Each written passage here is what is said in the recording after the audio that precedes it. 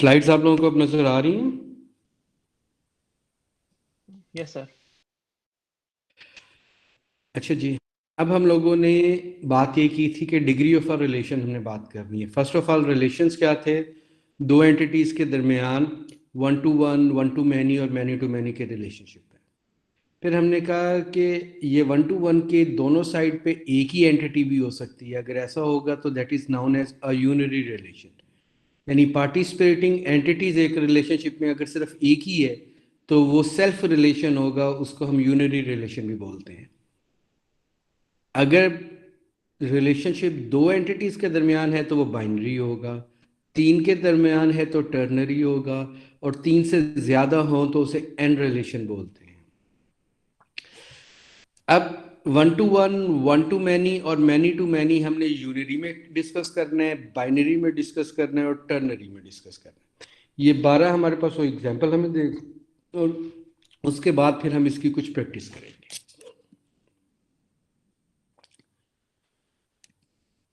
Okay जी, morning के first and roll number में से कोई पढ़ दे इसको।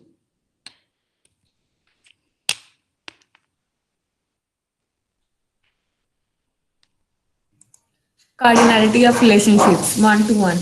Each entity in the relationship will have exactly one related entity, one to many. An entity on one side of relationship can have many related entities, but an entity on the other side will have a maximum of related entities, man to many.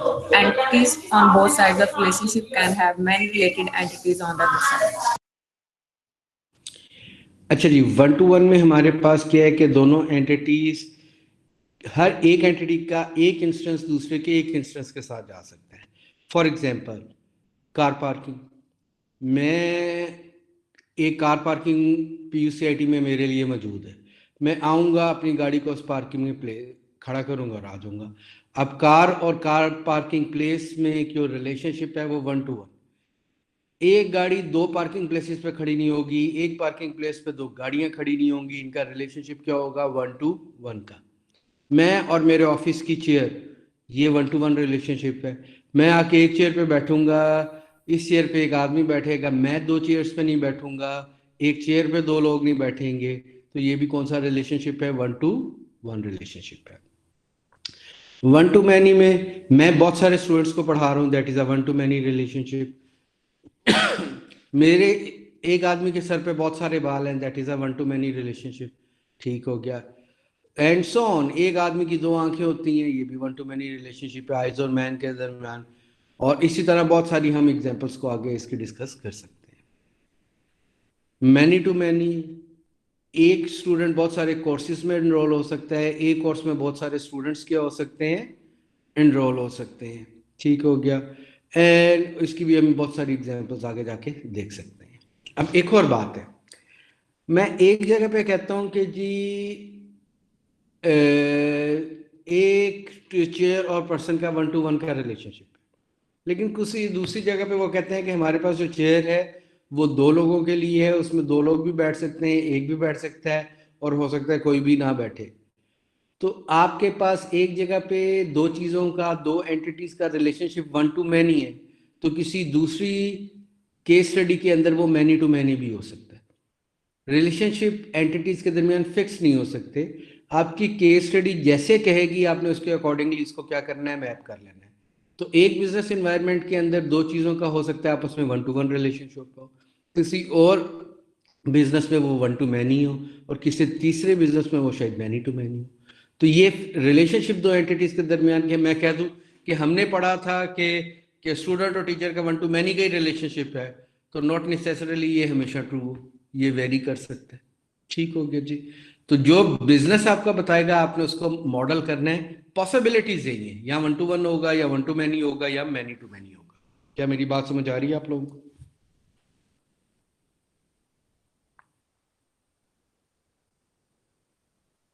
Yes, sir.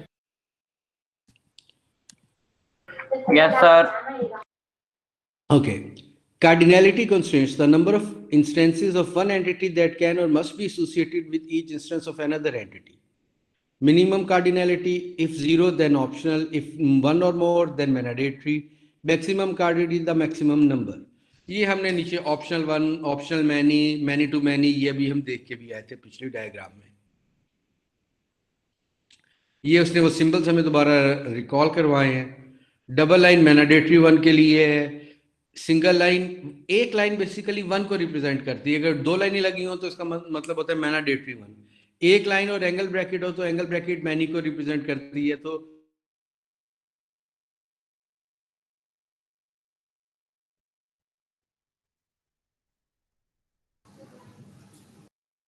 Sir की आवाज नहीं आ रही, हमारा net मसला कर रहा है। मुझे भी नहीं आ रही। सर की आवाज नहीं आ रही। ये यूनिवर्सिटी के नेट का मसला है।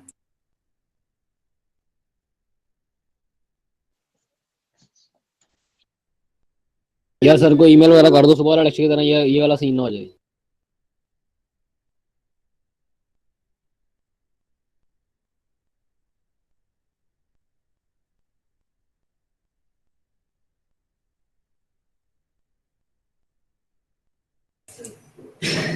नहीं सर, फरहान जल्दी वापस आ जाएंगे।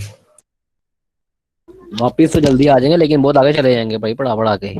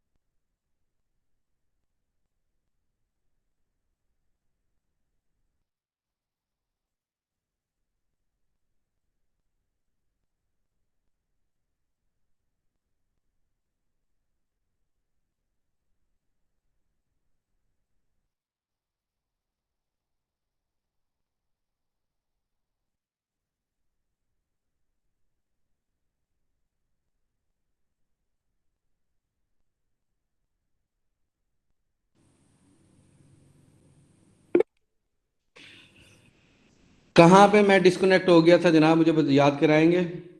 स्लाइड नंबर 23 पे।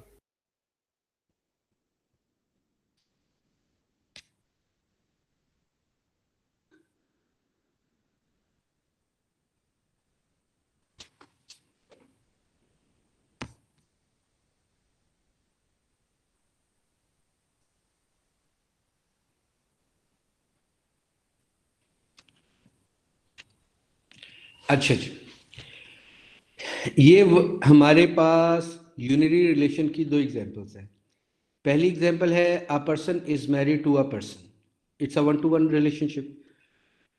अगर ये किसी आप मुस्लिम सोसाइटी के लिए बनाएंगे तो यहाँ 1-to-many रिलेशनशिप भी हो सकता है।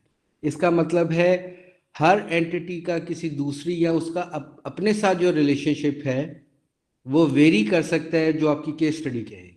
यहाँ पे जो हम रिलेशनशिप्स पढ़ रहे हैं वो फिक्स नहीं है, हम सिर्फ रेंज पढ़ रहे हैं कि 1-to-1 होता है, 1-to-many होता है, many-to-many होता है। ये एंटिटी का अपने साथ भी रिलेशन हो सकते हैं, ये तीनों दो एंटिटीज के दरमियान भी हो सकते हैं, 3 के दरमियान भी हो सकते हैं, 4 के दरमियान भी हो सकते हैं। हम पॉसिबिलिटीज पढ़ रहे हैं, ठीक हो गया। और हम मैप इसको हमेशा वैसे करेंगे जैसी केस स्टडी हमारी कहेगी। अब जैसे अगला 1-to-many रिलेशनशिप है, वह एम्प्लॉय मैनेजेस मैनी एम्प्लॉयज। ये एग्जैक्टली वही एग्जांपल है जो हम एम्प्लॉय का टेबल पढ़ के आए हैं। एम्प्लॉय के टेबल जिसमें से हम क्यूरीज करते थे, उसमें एक एम्प्लॉय नंबर था और एक मैनेजर था, MGR। तो एम्प्लॉय नंबर वहां पे प्राइमरी की था और मैनेजर वहां पे क्या था, फॉरेन की के तौर पे था। मैनेजर वही हो सकता है जो एम्प्लॉय हो, लेकिन हर एम्प्लॉय का मैनेजर होना जरूरी नहीं। और कौन सा एम्प्लॉय किस मैनेजर के अंडर काम कर रहा है, उसके एम्प्लॉय नंबर के आगे उसके मैनेजर का नंबर आ जाता था, जो कि खुद भी क्या होता था, कोई एम्प्लॉय होता था। तो इस केस में प्राइमरी की और फॉरेन की दोनों सेम टेबल में ही होंगी, क्योंकि रिलेशनशिप के दोनों एंड पे एक ही एंटिटी है। वन वाली साइड पे भी एम्प्लॉय है और मैनीसा वाली साइड पे भी कौन सा एंटिटी है, एम्प्लॉय। तो ये प्रैक्टिकली प्राइमरी की और फॉरेन की एक ही टेबल में मौजूद होंगी। क्या ये बात आपको समझ आती है?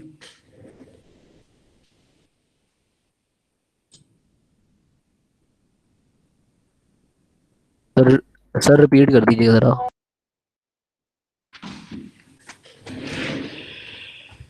आपने इसको दोबारा सुनना लेक्चर को, उससे आपको ज़्यादा क्लियर हो जाएगा। दोबारा मैं एक दफ़ा आपको यहाँ पे मेंशन कर देता हूँ कि मैं जो यूनरी रिलेशन होता है इसको सेल्फ रिलेशन बोलते हैं। इसमें प्राइमरी की और फॉरेन की दोनों होती हैं, वो एक ही टेबल के अंदर मौजूद होती हैं। अब आपने एम्प्लॉय का जो टेबल जिस पे प्रैक्टिस की थी उसको भी खोल के एक दफ़ा देखना है, तो आपको बात ज़्यादा तरीके से समझ आ जाएगी। ठीक हो गया? अच्छा जी, वो यूनरी रिलेशन था। अब दूसरी एग्जांपल हम किसकी पढ़ने लगे हैं, बाइनरी रिलेशन की। इसमें employees assign a parking place, 1 to 1 हो गया। Product line contains many products, ये 1 to many रिलेशनशिप हो गया। प्रोडक्ट लाइन क्या होती है, एनी आइडिया जी? प्रोडक्शन लाइन क्या होती है, कोई बताएगा मुझे?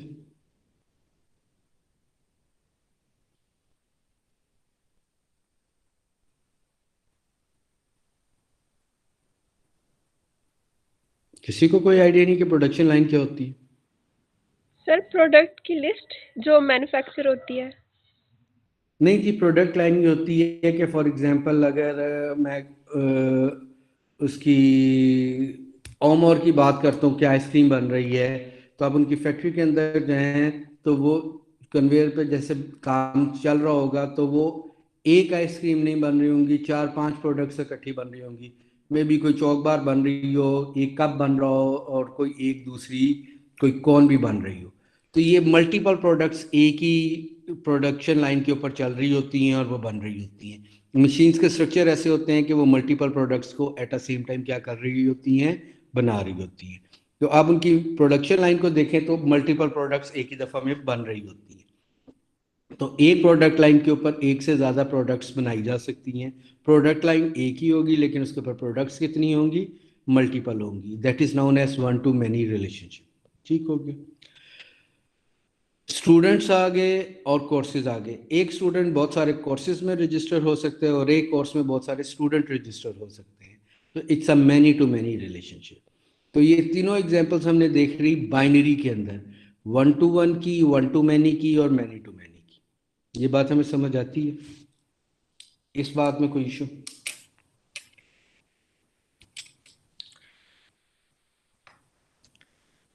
यूनरी जो है उसमें सिर्फ हमने दो चीजें देखी हैं, 1 to 1 और 1 to many। Many to many उसमें नहीं देखा, उसकी एग्जांपल अभी हमारे पास आगे जाके आएगी। ये हमारे पास आ गई। इसमें रिलेशनशिप में पार्टिसिपेटिंग एंटिटीज कितनी है, 3। वेंडर, पार्ट और warehouses, that is known as a ternary relationship. ठीक है जी। इस डायग्राम में आपको खास बात क्या नजर आ रही है? रिलेशन के एट्रीब्यूट सर। रिलेशन के एट्रीब्यूट। ठीक हो गया। ये तो टर्नरी है। एक हम सिंपल बाइनरी की एग्जांपल भी लेते हैं। फॉर एग्जांपल मैं कहता हूं कस्टमर एंड प्रोडक्ट्स। एक कस्टमर बहुत सारी प्रोडक्ट्स खरीद सकता है, एक प्रोडक्ट बहुत सारे कस्टमर्स खरीद सकते हैं। मैनी टू मैनी रिलेशनशिप है। तो कस्टमर और प्रोडक्ट हमारे पास आ गया, जिनका रिलेशनशिप क्या है, मैनी टू मैनी। इसमें क्वांटिटी का रखेंगे। फॉर एग्जांपल मैंने चावल खरीदने 20 किलो, ठीक है, तो 20 kg ये जो क्या नाम है, क्वांटिटी है, काउंट है, वेट है, ये कहाँ पे आएगा, ये कस्टमर प्रोडक्ट में आएगा। रिलेशन। हाँ, अगर ये कस्टमर में मैं रखवा देता हूं तो इसमें प्रॉब्लम क्या होगी, कस्टमर के साथ ही ये स्टैटिक हो जाएगा। अब इस कस्टमर ने चावल खरीदने हैं तो वो भी 20 किलो खरीदेगा, इसने नमक खरीदना है तो वो भी 20 किलो खरीदेगा, इसने कोई और चीज़ खरीदनी है तो वो भी 20 किलो खरीदेगा। तो दैट इज नॉट लॉजिकल। और अगर इसको उठा के हम प्रोडक्ट में रखवा देते हैं, तो अब एक कस्टमर या कोई भी कस्टमर आके चावल खरीदेगा तो हमेशा उसको 20 किलो ही खरीदने पड़ेंगे, ना वो उससे ज्यादा खरीद सकते ना कम। इसका मतलब है क्वांटिटी ना कस्टमर के साथ फिक्स की जा सकती है, ना प्रोडक्ट के साथ फिक्स की जा सकती है। ये एक ट्रांजेक्शनल एट्रीब्यूट है। ये हर कस्टमर और प्रोडक्ट के रिकॉर्ड के लिए वेरी करेगा। अगर ये वेरी करेगा तो फिर ये कहाँ पे आएगा? ये रिलेशनशिप के ऊपर आएगा। तो जो वेरिएबल एट्रीब्यूट्स होते हैं, जो ट्रांजैक्शनल एट्रीब्यूट्स होते हैं, जिनकी वैल्यू हर रिकॉर्ड के लिए चेंज हो सकती है, उनको हम रिलेशनशिप पे रखते हैं, किसी भी एंटिटी में नहीं रखते। जो एंटिटी का डाटा होता है वो स्टैटिक डाटा होता है, उसने चेंज नहीं होना होता, उसने बहुत कम कभी चेंज होना होता है। ट्रांजैक्शनल डाटा जो होता है वो कहाँ पे होता है? रिलेशनशिप के ऊपर हम उसे स्टोर करवाते हैं। ये रिलेशनल एट्रीब्यूट्स कहलाते हैं। तो हमारे पास यहाँ पे दो रिलेशनल एट्रीब्यूट्स आ गए, शिपिंग मोड और यूनिट कॉस्ट। अब इसको हम पढ़ेंगे कैसे? मैं वेंडर वाली साइड से स्टार्ट कर रहा हूं, तो मैं इसे पढ़ूंगा इस तरह: vendor supplies many parts to many warehouses. क्या रिलेशनशिप मैंने पढ़ा है? Vendor supplies many parts to many warehouses. ठीक हो गया। अब आप में से कोई मुझे पार्ट वाली साइड से पढ़ के सुना दे। Anyone from afternoon? पार्ट वाली साइड से पढ़ना शुरू करें और मुझे रिलेशनशिप पढ़ के बताएंगे। और अगर कोई नहीं बताएगा तो सारी आफ्टरनून एब्सेंट बाहर कर दूंगा।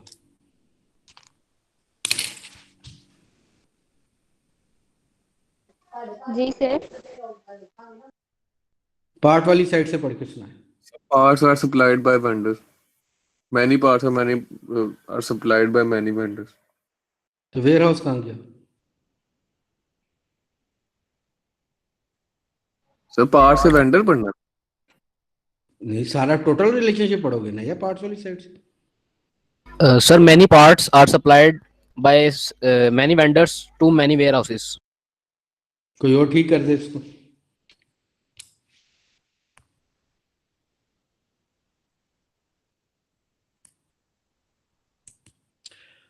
ठीक है, ऑलमोस्ट पार्ट ठीक है। Part suppliers by many vendors to many warehouses. एक पार्ट जो है बहुत सारे वेंडर बहुत सारे वेयर हाउसेस को क्या कर रहे होंगे? सप्लाई कर रहे हो। मॉर्निंग में से कोई बता दे वेयर हाउस वाली साइड से पढ़े और तीनों रिलेशनशिप को पढ़ दे। जी। Many warehouses are supplied with many parts from many vendors.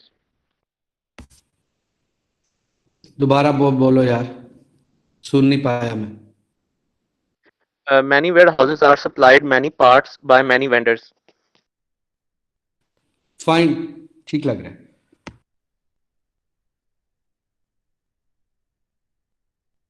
Sister many where houses कहेंगे या सिर्फ एक वेयर हाउस कहेंगे?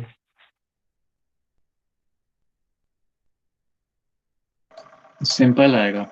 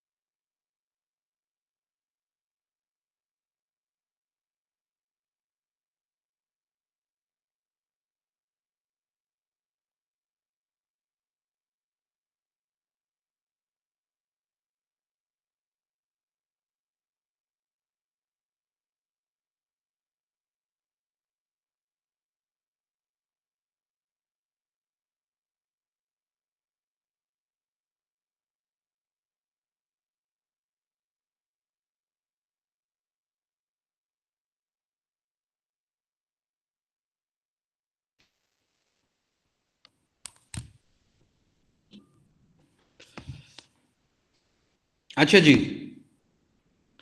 अब अगर शिपिंग मोड और यूनिट कॉस्ट को देखें, अगर एक सर एक क्वेश्चन वेंडर, था जी जी, सर, यहाँ पे मैनी वेयर हाउसेज आएगा या सिंगल वेयर हाउस आएगा? सिंगल वेयर हाउस आएगा। ओके। अच्छा, वो म्यूट था, मैंने आपकी बात का जवाब दे दिया था, लेकिन मुझे लगता है वो यहाँ पे म्यूट था। देखो, हम ठीक। लोगों ने जो लास्ट प्रैक्टिस की थी उसमें हमने यही बात की थी कि जिस एंटिटी से आपने पढ़ना स्टार्ट करना है उसकी कार्डिनैलिटी नहीं पढ़नी। याद है ये बात कि नहीं? यस सर, याद है। बाइनरी तक तो याद थी, लेकिन मैं इंटरनली के लिए पूछा था कि वहाँ पे भी यही चीज होती है। नहीं, देखो रूल वो सेम रहेगा ना, ये तो एंटिटीज, पार्टिसिपेटिंग एंटिटीज वर्डिंग है, रूल में फर्क नहीं आना चाहिए। ठीक ओके हो सर, गया। Thank you. अच्छा, मुझे एक और बात बताओ, अब शिपिंग मोड और यूनिट कॉस्ट क्या है? एक वेंडर एक पार्ट एक वेयर हाउस को भेजता है। अब फॉर एग्जांपल कराची से लाहौर एक चीज भेजते हैं तो वो बाय रोड आएगी, लेकिन वही चीज कराची से दुबई भेजनी है तो वो बाय रोड नहीं जा सकती, वो बाय सी जाएगी या बाय एयर जाएगी। तो इसका मतलब है एक ही चीज अगर भेज रहे हैं तो उसका शिपिंग मोड सेम होना मुमकिन नहीं है। अगर शिपिंग मोड सेम नहीं होगा तो उसकी कॉस्ट भी सेम नहीं हो सकती, यूनिट कॉस्ट भी वेरी करेगी। इसका मतलब है ये दोनों एट्रीब्यूट्स हर ट्रांजैक्शन के लिए वेरी करेंगे। अगर ये वेरी करेंगे तो वेंडर, पार्ट और वेयर हाउस तीनों में नहीं आ सकते। तो ये ट्रांजैक्शनल एट्रीब्यूट्स हैं, इनको कहाँ पे रखवाना पड़ेगा? सप्लाईज में रखवाना पड़ेगा। ये बात समझ आती है हमें? इसमें किसी को confusion?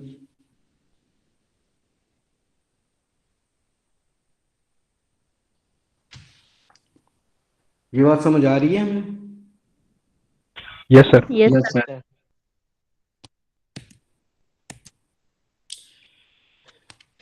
Basic relationship with only maximum cardinalities join, one to many, one to one ये शो कर रहा है।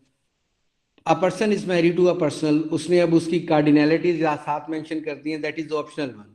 A person may marry to a person, ठीक है, कोई नई बात नहीं है इसमें। मैनी टू मैनी रिलेशनशिप्स आ गए, employ completes courses, many to many relationship है। अच्छा, मुझे एक और बात बताओ, अगर मैं कहता हूँ इसमें डेट कंप्लीटेड, तो डेट कंप्लीटेड कहाँ पे आएगी कि एम्प्लॉय ने कोर्स किस डेट को कंप्लीट किया था? सर वो रिलेशन पे एट्रीब्यूट बनेगा। बिल्कुल, क्योंकि अगर एम्प्लॉय पे रख देंगे तो इसका मतलब है एम्प्लॉय ने हमेशा जब भी कोई कोर्स पास करना होगा इसी डेट पे करना होगा, विच इज़ नॉट पॉसिबल। और कोर्स कि ये कोर्स जो भी पास करेगा इसी डेट को पास करेगा, ये भी मुमकिन नहीं है। तो ये कंप्लीट्स पे ऊपर जो रिलेशनशिप है उसी के ऊपर आएगा हमारे पास डेट कंप्लीटेड। नीचे उसने मेंशन भी कर दिया है, here the date completed attribute pertains specifically to the employee's completion of a course, it is an attribute of the relationship। ठीक हो गया?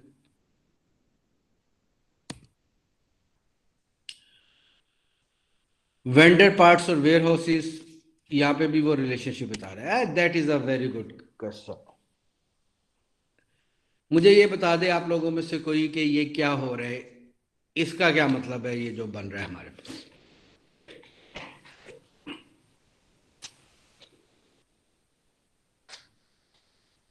आप लोगों में से मॉर्निंग में से एक और आफ्टरनून में से एक ने मुझे बताना है कि इस डायग्राम का क्या मतलब है। समझे इसको और मुझे एक मिनट के बाद बताएं, फिर हम इसको डिस्कस भी कर लेंगे। सर एक आइटम किसी दूसरे आइटम के कंपोनेंट्स के तौर पे यूज हो रहा है और वो मल्टीपल टाइम्स भी यूज हो सकता है। ठीक हो गया। जिस अब तरह हम के एक मदरबोर्ड में मल्टीपल आईसीज होते हैं, ठीक है, लेकिन वो और एक मदरबोर्ड आईसीज ऐसी जो है कुछ वो डिफरेंट सर्किट बोर्ड्स में भी यूज हो सकते हैं। नहीं, एक मदरबोर्ड में बहुत सारे आईसीक्यूज होते हैं, लेकिन मदरबोर्ड उनके अंदर नहीं हो सकता, तो इसलिए आपकी ये वाली एग्जांपल वैलिड नहीं है। मैनी टू मैनी, पहले तो सबसे पहले मुझे ये स्टेटमेंट पढ़ के सुनाना जिसके अगेंस्ट ये बनी हुई है। क्रिस्प स्टेटमेंट हमें रिक्वायर्ड है, we need a bullet point. इसकी बुलेट स्टेटमेंट पहले प्रोड्यूस करें, फिर इस पर फर्दर बात करें। हमने बड़ी प्रैक्टिस की है इस काम की।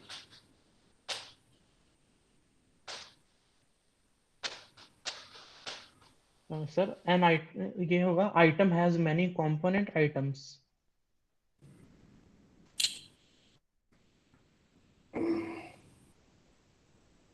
अच्छा जी, कोई और बताए?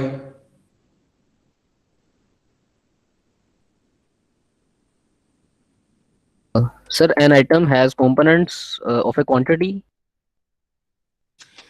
देखो ये जो रिलेशनशिप है ना, इसके ऊपर कोई एट्रीब्यूट है तो वो स्टेटमेंट के अंदर पढ़ने में नहीं आएगा, ठीक है।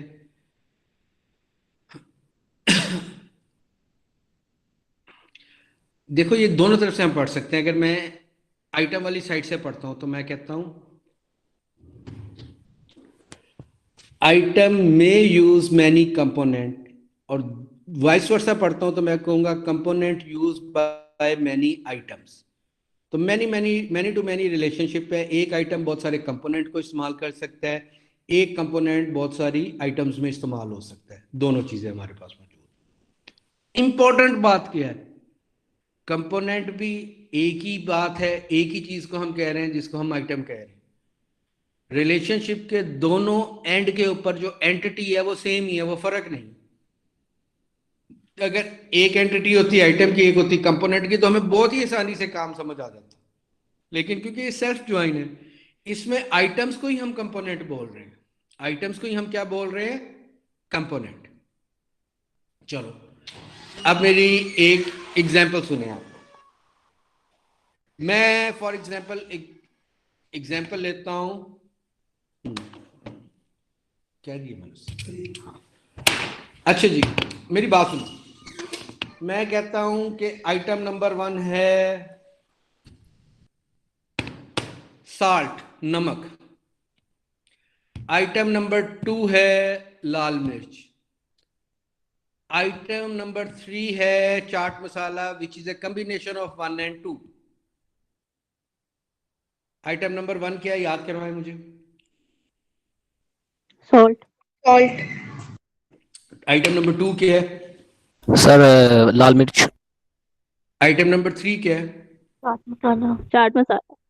which is a combination of 1 and 2, and item number 1 has no component, item number 2 has no component, but item number 3 has 2 components, that is 1 and 2. Okay, item number 4 is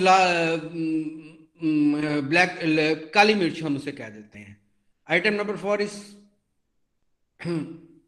और उसके बाद हम क्या कहते हैं, item number 5 is a sort of some other masala, इसको हम चाट मसाला, हम इसे दही भल्ला मसाला कह देते हैं, विच is a combination of 3 and 4। Item number 5 is now a combination of 3 and 4। ये बात समझ आ रही है मेरी? जी। सो हमारे पास ये जो आइटम है, इसमें आइटम भी एक ही एट्रीब्यूट होगा और कंपोनेंट भी दूसरा एट्रीब्यूट होगा, और वो टेबल में हमें 2 दफा लगवाना पड़ेगा, ठीक है।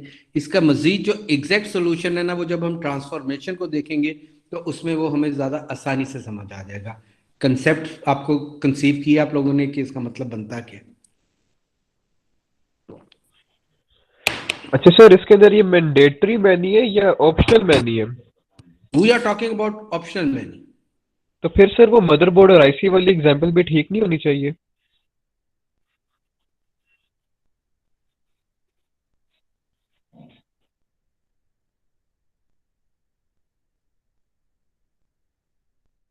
एग्जाम्पल चाहिए वो ये है कि दोनों तरफ से मैनी टू मैनी हो सकता हो, उसमें सिर्फ ये प्रॉब्लम है कि वो मैनी टू मैनी नहीं हो सकता।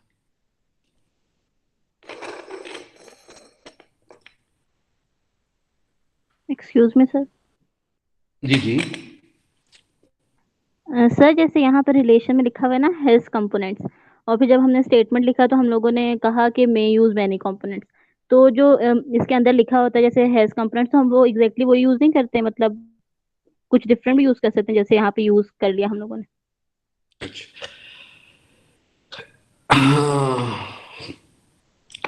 अब मैं ना बेसिकली ये बात जो मुझे आपको समझानी है ना, let me find some board marker.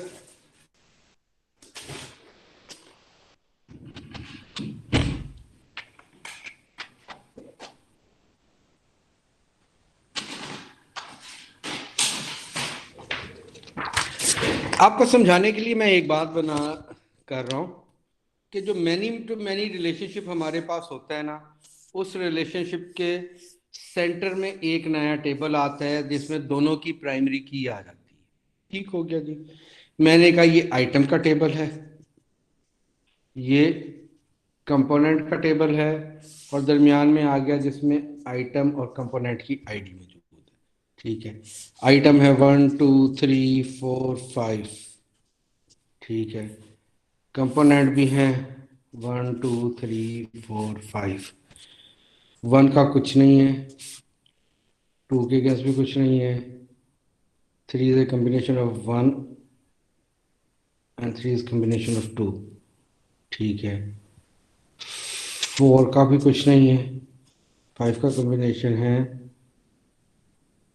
5 and 4।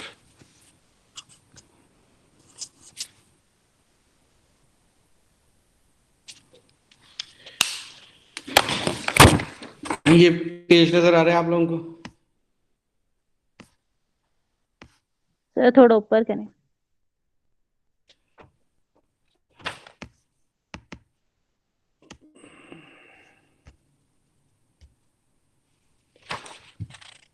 ये पेज नजर आ रहा है आपको? सर जी थोड़ा सा ऊपर होगा। अब नजर आ रहा है? यस सर, नजर आ रहा है।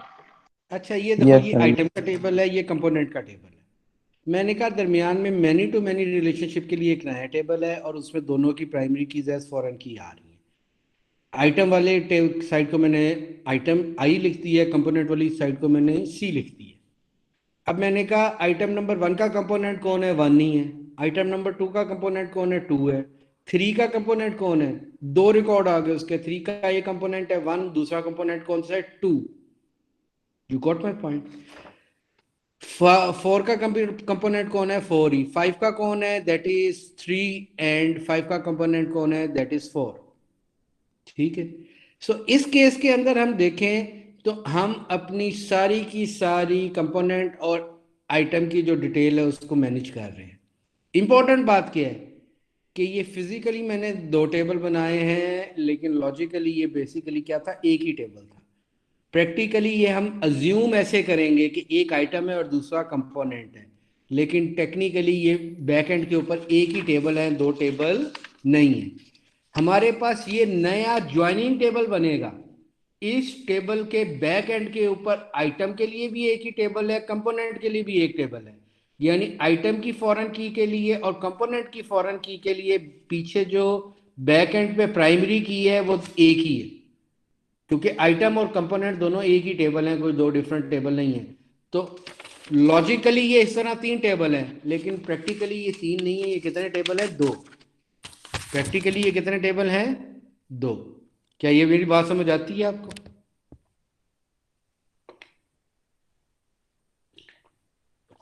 क्या मेरी बात समझ आ रही है आपको? Yes Yes, sir. sir. ठीक हो गया।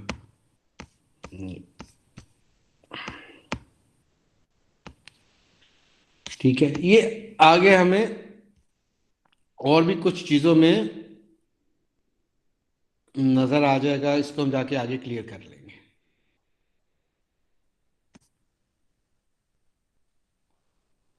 अच्छा, ये रिलेशनशिप मुझे पढ़ के सुना दें कि क्या मतलब है इसका। Explain it.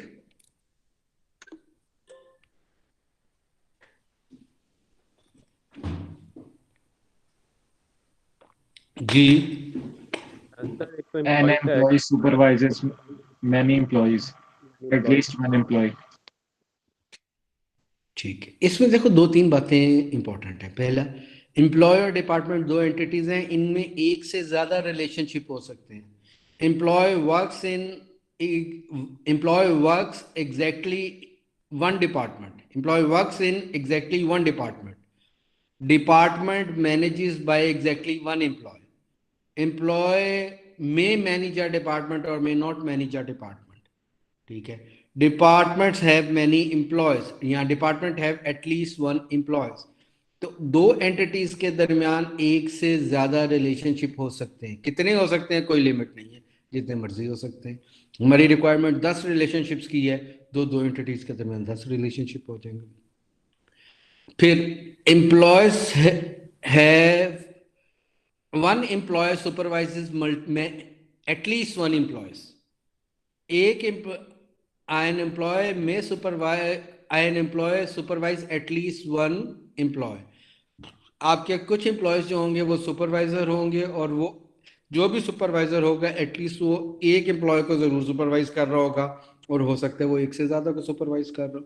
तो ये हमारे पास एक एग्जाम्पल थी जो उसने हमें बताई है, जिसमें एक सेल्फ रिलेशन है और दो एंटिटीज के दरमियान दो रिलेशनशिप एग्जिस्ट करते हैं। इसमें किसी को कोई कंफ्यूजन है तो पूछ ले।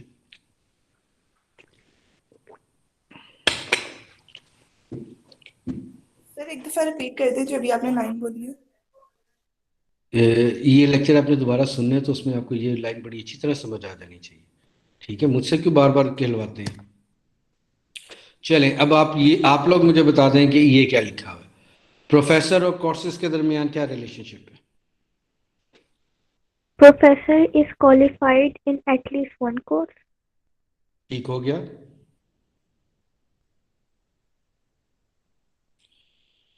Professor is scheduled in many courses. ठीक हो गया।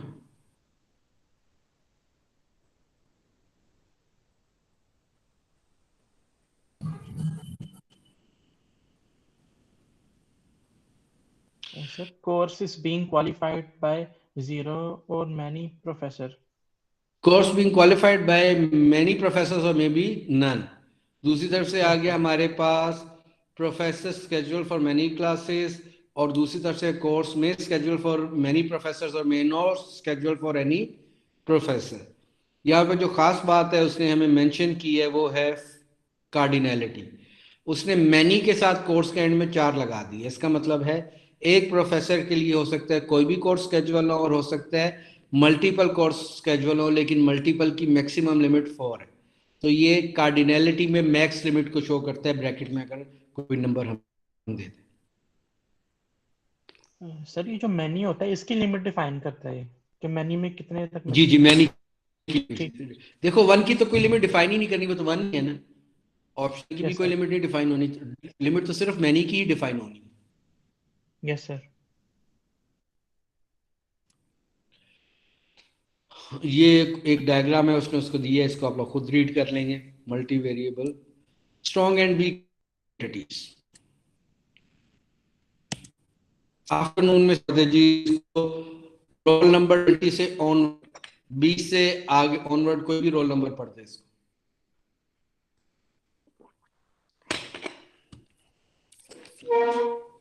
जल्दी करें।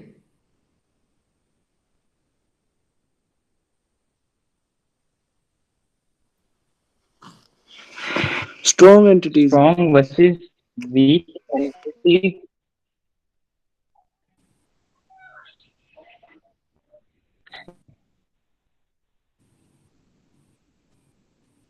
Strong versus weak entities and identifying relationship.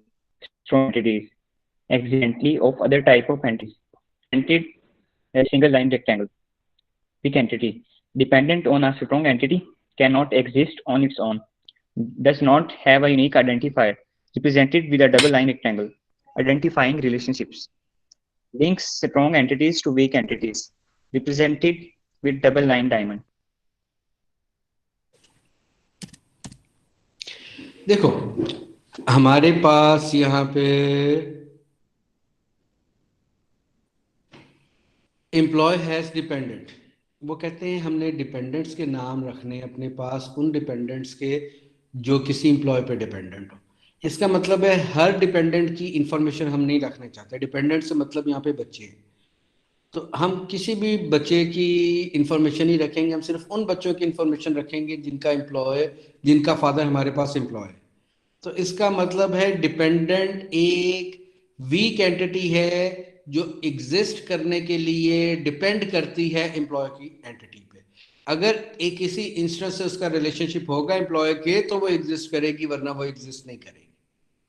तो एम्प्लॉय और डिपेंडेंट में ये 1 to many रिलेशनशिप है, प्राइमरी की और फॉरेन की का। खास बात क्या है, डिपेंडेंट एंटिटी जो होगी, जो वीक एंटिटी होगी हमारे पास, उसको डबल लाइन से शो करेंगे, उसके रिलेशनशिप को भी डबल लाइन से शो करेंगे, और उसमें वीकनेस ये होगी कि उसकी अपनी प्राइमरी की नहीं होगी। वो अपनी प्राइमरी की बनाने के लिए एम्प्लॉय की या स्ट्रॉन्ग एंटिटी की प्राइमरी की पे डिपेंड करेगा। अब यहाँ पे देखें, डिपेंडेंट का नाम है और डेट ऑफ बर्थ है। अगर मैं कहता हूं कि एक ही डेट पे 2 बच्चे पैदा हो सकते हैं तो बिल्कुल हो सकते हैं, ये यूनिक नहीं हो सकता। एक ही नाम के 2 बच्चों का डेट ऑफ बर्थ भी सेम हो सकती है, बिल्कुल हो सकती है। तो इसका मतलब है ये वाले जो हमारे पास ऑप्शंस हैं इनमें तो प्राइमरी की कोई नहीं है डिपेंडेंट में। अब यहाँ पे एम्प्लॉय आईडी जो प्राइमरी की है दूसरे टेबल की, स्ट्रॉन्ग एंटिटी की वो वीक एंटिटी मिले हैं। अब एम्प्लॉय आईडी और डिपेंडेंट नेम ये दोनों मिलके यूनिक हो जाएंगे। एक ही आदमी के 2 बच्चों का नाम सेम होना मुमकिन नहीं। तो एम्प्लॉय आईडी और डिपेंडेंट नेम मिलके क्या बना देगा, प्राइमरी की बना देगा। इसका मतलब है डिपेंडेंट अकेला प्राइमरी की नहीं बना सकता, वो अपनी प्राइमरी की बनाने के लिए भी किस पे बेस करता है, वो स्ट्रॉन्ग एंटिटी के ऊपर डिपेंड कर रहा होता है अपनी वो बनाने के लिए भी, प्राइमरी की बनाने के लिए भी। इसीलिए इसको क्या बोलते हैं, वीक एंटिटी। और शो किससे करते हैं, डबल लाइन से, इसके रिलेशनशिप को भी और इसकी एंटिटी को भी। इसमें किसी को कोई प्रॉब्लम?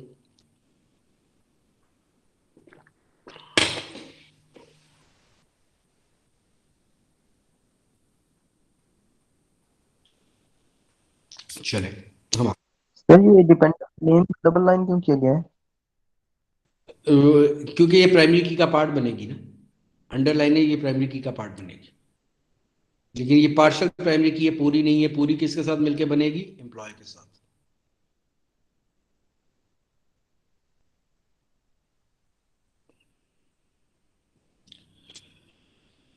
मॉर्निंग रोल नंबर 20 से ऑनवर्ड कोई पढ़ दे एसोसिएटिव एंटिटी को। Associative entities. It's an entity, it has attributes, and its a relationship. It links entities together. When should a relationship with attributes instead be an associative entity?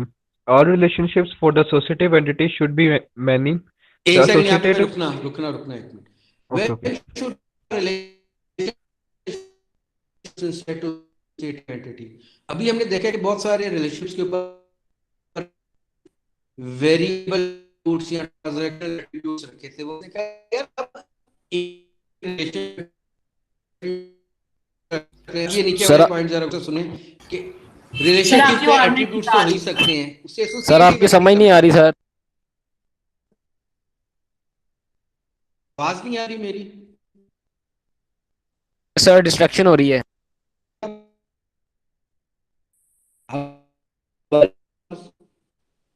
बेहतर हुई आवाज अब?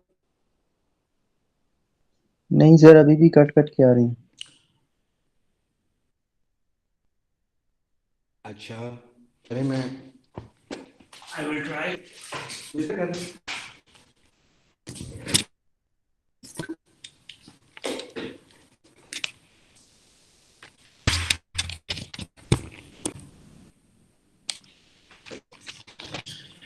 अब आ रही है आवाज मेरी?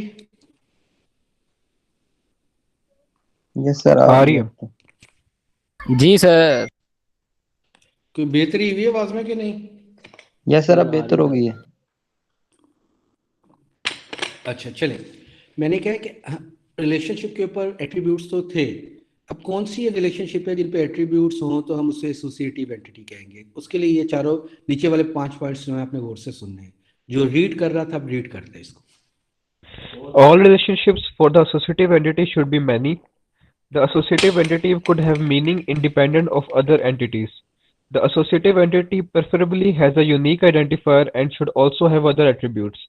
The associative may be participating in other relationships other than the entities of the associated relationship. Ternary relationships should be converted to associative entities. वो कहते हैं कि हमारे पास ये जो बेसिकली एंटिटीज हैं, हम इनमें से अपनी ज़रूरत के मुताबिक कुछ को एसोसिएटिव बना लेते हैं। एसोसिएटिव के लिए तमाम participating relationship many to many होने चाहिए, और जनरली टर्नरी रिलेशनशिप को हम प्रेफर करते हैं कि एसोसिएटिव एंटिटी में बना लें। मज़ीद प्रेफरेबल वो वाले रिलेशनशिप हमारे पास होते हैं जिनमें जो एट्रीब्यूट्स हैं उनमें से कोई एट्रीब्यूट यूनिक भी हो। अगर यूनिक है तो इसका मतलब है यार ये तो आइडेंटिफायर बन सकते हैं, तो इसको लेता है एज एंटिटी ही बना ले। तो ऐसे रिलेशनशिप जो एज एंटिटी काम करते हैं उन्हें एसोसिएटिव एंटिटी कहते हैं। और ये कम्बिनेशन दोनों सिंबल्स का होते हैं, जैसे सर्टिफिकेट को देख लें, ये रिलेशनशिप भी है और इसको एंटिटी भी हमने बना दी है, और इसमें हमारे पास क्या है, सर्टिफिकेट नंबर और डेट कंप्लीटेड। खास बात क्या है कि सर्टिफिकेट नंबर क्या होगा, यूनिक होगा, तो इसकी अपनी प्राइमरी की भी है, डेट कंप्लीटेड भी है, और दोनों तरफ एम्प्लॉय और कोर्सेज भी है। ठीक है। Associative entity involves a rectangle with a diamond inside. Note that the many-to-many cardinality symbol face towards the associative entity and not toward the other entities. तो अब हमारे पास इनकी रिलेशनशिप इसके साथ ही एग्जैक्ट मौजूद हैं और ये इसके साथ काम कर रहे हैं। क्या ये बात हमें समझ आती है? इसमें कोई इतराज है?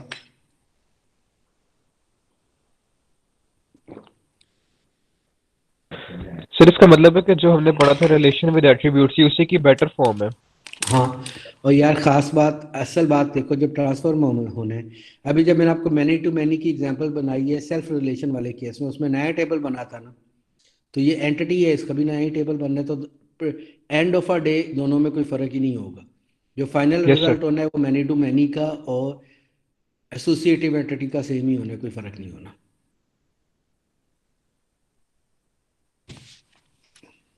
सर इसको सेंटेंस फॉर्म में किस तरह रीड करेंगे?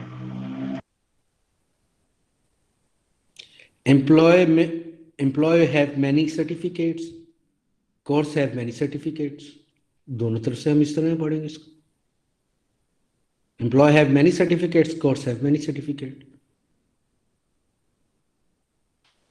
और ऑपोजिट साइड पे नहीं पढ़ सकते जिस तरह उसने सिंबल, फॉर एग्जांपल अगर मैं कहता हूं मैंडेटरी वन उसने लगाया हुआ है, certificate had exactly one employee, ठीक है, और certificate has exactly one course. एक सर्टिफिकेट एक से ज्यादा कोर्स के लिए भी नहीं हो सकता, एक से ज्यादा लोगों के लिए भी नहीं हो सकता, तो दोनों तरफ मैंडेटरी होगा ऑफ। ठीक है sir. Bomb structure, this just to be a relationship with the attributes, it's a judgement call. ठीक है, आइटम आ गई, बॉम्ब स्ट्रक्चर आ गया, इफेक्टिव डेट आ गई, क्वांटिटी आ गई। ओके, इसको मैं अभी आपको नहीं बताऊंगा क्योंकि आप कंफ्यूज करेंगे इसको हम नेक्स्ट चैप्टर के बाद डिस्कस करेंगे किस बात का मतलब क्या है। ये व्यूज आ गया। ओके जी, अब आप लोगों ने काम ये करना है, आप लोगों ने चैप्टर नंबर 3 की एक्सरसाइज नेट से उठानी है और नेक्स्ट क्लास में लेके आनी है।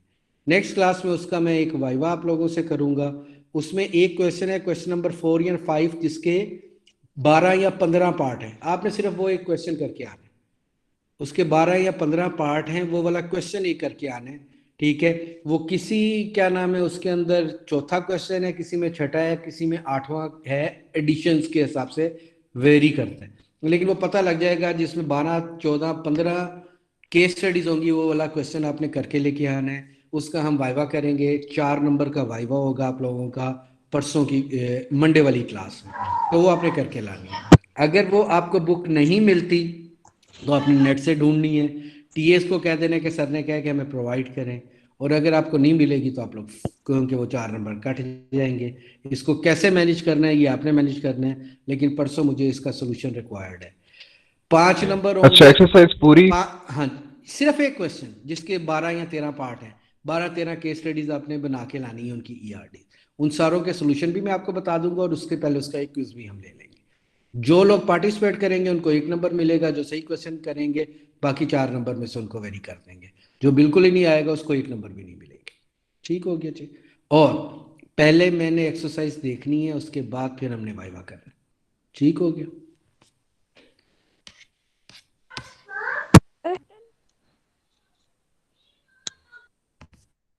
जी।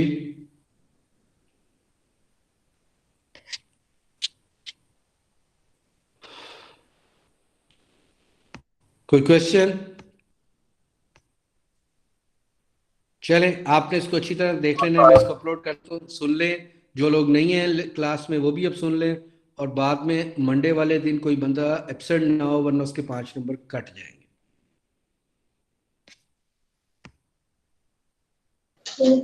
सर मंडे को या ट्यूसडे को?